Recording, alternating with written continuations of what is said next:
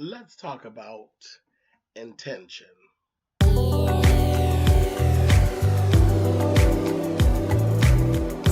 I'm like, come on through, Cookie. I want to pull my soapbox. That's basically it. Let's talk about drag in all its forms.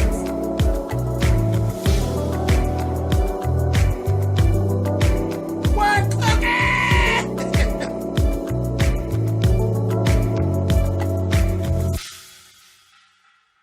Hey guys, thanks so much for clicking on the video. This is my review for Season 5, Episode 10 of Love and Hip Hop Hollywood.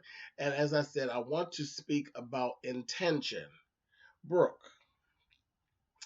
is it your intention to be the most hated girl who has ever stepped on the whole platform of Love and Hip Hop? Is that your intention? Because if it is, you're doing a wonderful job. All of these moves that you're making lately are very bad when it comes to character building. You are really coming across as the bitch that nobody should even want to walk to the corner store with. Like, for real. Real horrible. Horrible. You are setting yourself up in such a bad light. Too pretty of a girl for this. Too talented for this. You have way too much to offer to even want to play this role. You've gotten yourself to the point where I'm just literally waiting on somebody to smack you 20 times. Like, just seriously, just smack your face 20 times. Anyway, intention. Lyrica. Big Lyrica and Little Lyrica. Is it you two's intention to be the bitches with the raggediest wigs on the whole franchise? I don't understand. You got way too much money and way too much time on your hands for you two whores to be walking around with your heads looking like that. Way too much. A1's mother tried to throw herself into the realm with y'all and just came out looking like Raggedy Ann. She can't even be raggedy enough to even fit in with y'all. Y'all got the raggediest wigs on the program.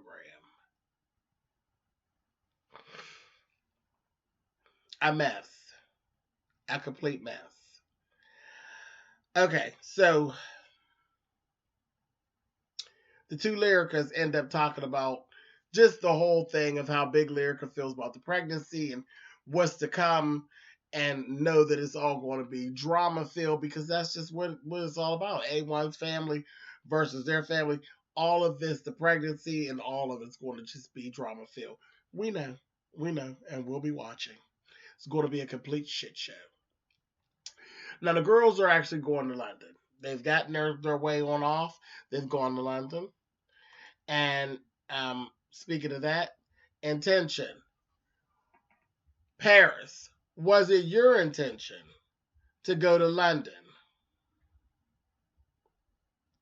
and come across as an uncouth, dick-hungry dick pig? You are so ridiculous. You literally got over there and you're running all around the UK asking people are they uncircumcised or if they're circumcised. Are you serious? Girl, if you don't sit your ass down somewhere, you look ridiculous. You look ridiculous. You look thirsty. Sit your ass down somewhere. LaBrittany, you only stepped foot into London for a few hours. I don't even know if it was a whole few hours. Might have been an hour and a half. And you and Monique, you just went right at Monique, just full saddles ablaze, and honey, and you start up, and you better stop telling people that I'm screwing A1 and this, that, and the other. Now, I don't know if nobody remembers it, but you kind of was putting that vibe out there. You didn't say it blatantly, but you started putting that vibe out there. You thought that was cute. And you did that with Jay Will. Jay Will's a bitch. And he's shady. And he's messy as hell. And so he done took that and ran with it because it makes you look terrible. So he done told that to Moniece. And now it's being scurried around. It's just ugly. And then you come back at her and say something about her eating K. Michelle's pussy. I'm like, Lord have mercy. I was so glad to see that the two of you were adult enough, and he wasn't there, so that helped to keep the hype of it all down. And you two were able to squash that. And after y'all talked a little bit with Tierra, y'all kind of figured out that y'all kind of liked each other when you took the messy queen out of the equation, because he's a mess. I like to slap him myself. I'm very non-satisfied with what part he has actually played in this season so far. He has some real makeup time to do if he's going to change my view of him. But I'm not very favorable of him at this point. He's just ridiculous, and he's just trouble, and just not a good representation at all right now. Apple Watts, you out of order. You're completely out of order. You had Sean Love set up a meeting, and then you just didn't show up. It doesn't really matter what your reasoning for not showing up, because we're in a day and age where you can send a text message in 2 seconds. So it was just messy as hell. And it just, the fact is, either you're going to work with the girl or you're not going to work with the girl. I don't even know what to tell you at this point. I'm not a real fan of Sean Love's pimp approach. You know, that pimptress approach, I ain't really with it. And all this running up on my job and calling me bitches and all that old bullshit. I ain't into all that. And I don't really know what her connections really are or aren't. So I don't know. You're going to have to go with your gut instinct. But it's going to be one thing or the other. Either you're going to work with the bitch or you're not. Don't mess up meetings. You know, you don't want to do that. You don't want to do that. You don't want to, now the third party in this was the actual lawyer. Because now he'll remember your name that you wasted his time before. So it's not just Sean Love. Now you've brushed him wrong.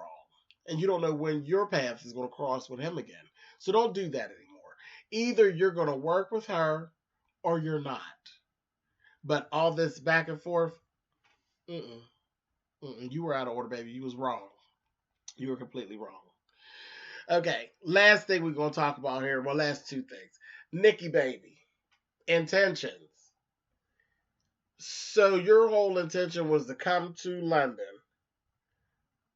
to stay out of the camera. Did Mona make you go to London, Nikki? Did Mona make you go to London? Because that's how it appears.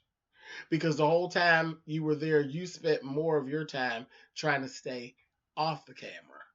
Makes no sense. What was your whole point? Anyway, Bridget was actually there doing some press junkets, and it's very important. That was part of her whole reason for even being there. Now, Brooke, you messy bitch. You went out there and you literally hijacked her press junket. Now, I would have choked you. I would have choked you out. Don't do this. Don't do that. I'd have choked you. I left my fingerprints right around your fucking neck. And LaBrittany, you knew better than that. But y'all came out there, y'all hijacked her shit and all of that. Then y'all ended up getting Tierra out there, and that was just a mistake. Tierra come out there, and then they start asking her about the sex tape. So that turned into a whole big mess. A whole big mess. But at the end of the day, Brooke, not a good look. Not a good look at all. You done hijacked the song from Moniece. Now you hijacking press junkets. Girl, you looking like a really shady bitch. Very shady. Girl, fingerprints around the neck, and 20 smacks. I'm telling you, a mess. But this is what actually went down on Love and Hip Hop Hollywood. It was interesting. It was interesting. It was funny watching these whores go through this bullshit. And Tierra did a good job of keeping herself out of getting drunked up. You know what I mean? Because she had some little issues. She pulled herself away from the pub and all of that. And Moniece walked off with her. That was real good friendship stuff. And Nikki, too.